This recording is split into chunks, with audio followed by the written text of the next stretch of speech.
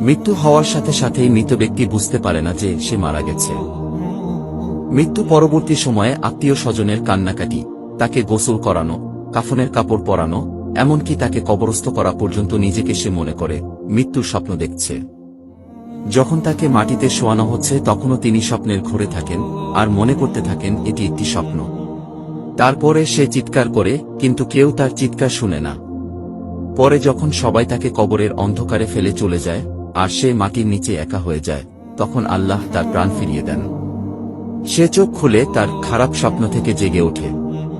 প্রথমে তিনি খুশি এবং কৃতজ্ঞ হয় এই কারণে যে তিনি যা দেখছিলেন তা কেবল একটি দুঃস্বপ্ন এবং তিনি এখন ঘুম থেকে জেগে আছেন। তারপরে সে তার দেহটি স্পর্শ করতে শুরু করে, যা কেবল একটি সাদা কাপড়ে জড়িয়ে রাখা হয়েছিল। তখন সে অবাক হয়ে বলতে থাকে, আমার শার্ট কোথায়, আমার প্যান্ট কোথায়? এবং সে আরও অবাক হয়ে বলতে থাকে, আমি কোথায়, এই জায়গাটি কোথায়, সর্বত্র ময়লামাটির গন্ধ কেন, আমি এখানে কি করছি? অতঃপর সে বুঝতে শুরু করে যে সে ভূগর্ভস্থ এবং তিনি যে অভিজ্ঞতা নিচ্ছেন তা স্বপ্ন নয়।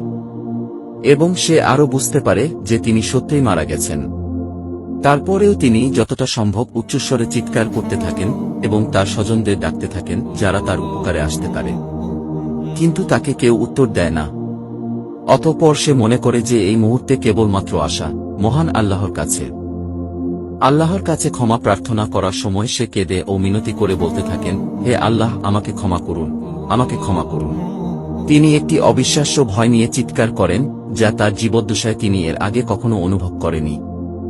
যদি তিনি একজন ভালো ব্যক্তি হন, তাহলে হাসি মুখে দুজন ফেরেশতা তাকে সান্ত্বনা দেওয়ার জন্য তাকে সর্বোত্তম সেবা করবেন। আর যদি সে খারাপ লোক হয় তবে দুজন ফেরেশতা তার ভয় আরও বাড়িয়ে দেবে এবং তাদের কুরুচিপূর্ণ কাজ অনুসারে তাকে নির্যাতন করবে। আমরা জীবনে বহুবার বোবায় ধরা স্বপ্ন দেখে থাকি। আমরা কথা বলতে চাই কিন্তু বলতে পারি না, চিৎকার করতে চাই কিন্তু চিৎকার করতে পারি না, পাশের লোকদেরকে ডাকি কিন্তু তারা তা শুনতে পারে না। তখন ভয়ে দম বন্ধ হয়ে আসার অবস্থা হয়। এমন সময় কেউ হয়তো এসে ধাক্কা দিয়ে জাগিয়ে দেয়। মৃত্যুর পরের অবস্থা অনেকটা এরকমই। মৃত ব্যক্তি সব দেখতে পারেন, আপনজনদের কান্নাকাটি, দাফন কাফনের আয়োজন সব দেখতে পারেন, কিন্তু সেই বোবায় ধরা স্বপ্নের মতো তিনি নিরুপায় হয়ে সব দেখতে থাকেন। মৃত্যুর শুরু থেকে তার জীবনে ঘটে যাওয়া সমস্ত ঘটনাবলী তিনি দেখতে থাকেন ভয়ঙ্কর স্বপ্নের মতো।